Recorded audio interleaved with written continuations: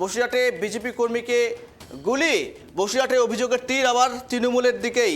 আর জানিয়ে আবারও চাঞ্চল্য বসিরহাটে আবারও শুট আউটের ঘটনা।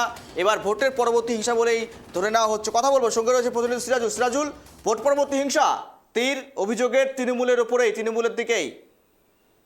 হ্যাঁ দেখো গৌরব, যেটা তোমাকে জানিয়ে রাখবো, গতকাল রাতের বেলা কিন্তু যে বসিরহাট গোডাউন পড়া আছে, অর্থাৎ বসিরহাট দক্ষিণ বিধানসভার যে গোডাউন পড়া আছে, সেখানে কিন্তু রোহিত শর্মা নামে এক বিজেপি কর্মী, অর্থাৎ যেটা জানা যাচ্ছে বিজেপি কর্মী, তিনি ফ্ল্যাট টানাচ্ছিলেন। সেই সময় কিছু দুষ্কৃতী এসে তাকে এলোপাতাড়ি গুলি করে, অর্থাৎ সেখানে কিন্তু লুটিয়ে পড়ে। তারপর তাকে উদ্ধার করে বসিরহাট হাসপাতালে ভর্তি করা হয়। এখন ইতিমধ্যে কিন্তু এই গুলিকাণ্ড নিয়ে বসিরহাটে উত্তাল হয়ে উঠেছে, কারণ চাঞ্চল্য তৈরি হয়েছে। সেই ঘটনাস্থলে যায় কিন্তু বসিরহাট থানা পুলিশ এবং কেন্দ্র বাহিনী। যদিও সেখানে কিছু সান্ত্বনা দেওয়ার চেষ্টা করে, পরিস্থিতি স্বাভাবিক করার চেষ্টা করে এবং পরিস্থিতি স্বাভাবিক হয়ে যায়। ইতিমধ্যে কিন্তু পরিস্থিতি স্বাভাবিক আছে। তার মধ্যে দিয়ে কিন্তু ইতিমধ্যে সেই গোডাউন পাড়া এলাকায় কিন্তু কেন্দ্র বাহিনী এবং পুলিশ কিন্তু মোতায়েন করা আছে, নতুন করে যাতে যেন কোনো আপ্রীতিকর ঘটনা না ঘটে সেদিকটা প্রশাসন নজর রাখছে। অন্যদিকে কে বা কারা এই গুলি করলো, বিজেপি যেটা দাবি করছে যে তৃণমূলের আশ্রিত দুষ্কৃতীরা তারা কিন্তু এই গুলি করেছে, এমনটাই অভিযোগ করছে বিজেপির পক্ষ থেকে।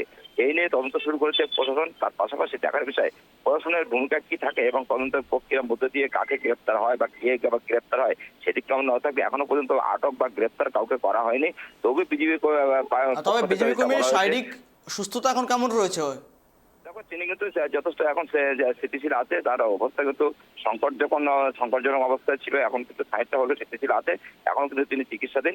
এই নিয়ে কিন্তু যথেষ্ট চাঞ্চল্য তৈরি বসিরহাট মহকুমা জুড়ে বিভিন্ন জায়গায় বিক্ষিপ্ত ঘটনা নিয়ে কিন্তু আতঙ্কের পরিবেশ তৈরি হচ্ছে একের পর এক। এমনটা কিন্তু সাধারণ নাগরিকদের মধ্যে যেটা বার্তা আসছে, সেটা কিন্তু একটা আতঙ্কের পরিবেশ তৈরি হচ্ছে। এমনটা কিন্তু মনে করা হচ্ছে এই যে একবার এর আগেও কিন্তু খান্দাসকে পুলিশ কর্মীকে ওসিকে গুলি করা হয়েছিল এবং তার পাশে গতকাল যে বসিরহাট গোডাউন পড়ে সেখানে গুলিকাণ্ড।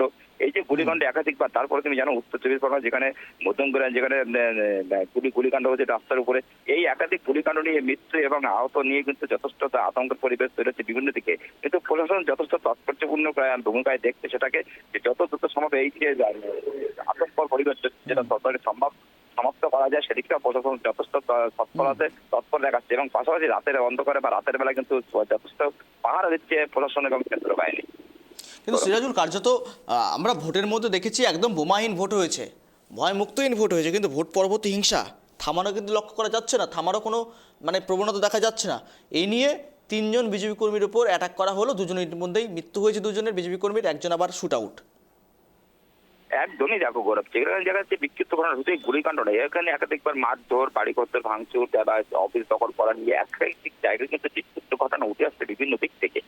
যেদিকে তোমার একদিকে রাজ্যের বিভিন্ন জায়গায়, অন্যদিকে উত্তর চব্বিশ পরগনা সহ বসিরহাট মহকুমার বিভিন্ন জায়গায়, অর্থাৎ হিংসাত্মক মনোভাব একটা ছড়িয়ে আসছে। সেই হিংসাত্মক মনোভাবের কারণে কিন্তু সাধারণ মানুষ যারা তাকে আতঙ্কের মধ্যে রয়ে যাচ্ছে, যত দিন যত এগিয়ে যাচ্ছে আতঙ্ক হয়ে পড়ছে। কিন্তু প্রশাসন যথেষ্ট ভূমিকা এখন থেকে বিজেপি যারা আছে উদ্যোক্ত কর্তৃপক্ষ যারা আছে, তারা কিন্তু আস্থা দিচ্ছে কোনো রকম হিংসা ছড়ানো যাবে না, কোনো রকম ভাবে কোনো জায়গায় কোনো হামলা করা যাবে না। তা সত্ত্বেও কিন্তু যেটা সামনে প্রকাশ্যে আসছে সেটা কিন্তু একের পর এক হামলা কিন্তু হয়ে যাচ্ছে এবং একের পর কিন্তু সংঘর্ষ বা হামলা বা পার্টি অফিস ঘেরাও দখল করা নিয়ে একাধিক ঘটনা কিন্তু সামনে আসছে।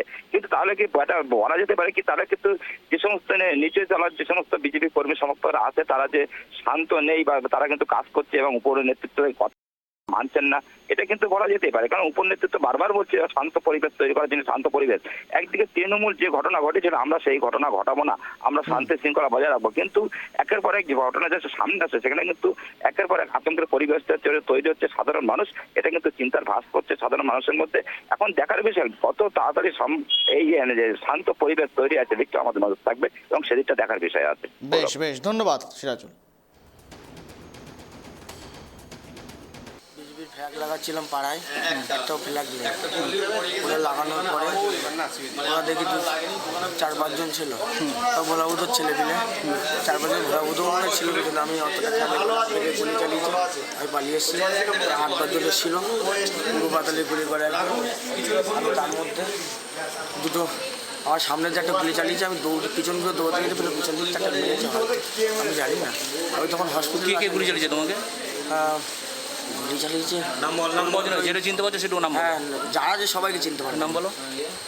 তোমার এই বড়, ওর নাম বড়, এলিট ক্লাবের বাড়ি, ওর কি ভালো নাম আমি জানি না। যার নাম বড়, ওই আমাকে ওই গুলি চালিয়েছে। জাহিনুর ছিল, জাহিনুর গুলি চালিয়েছে।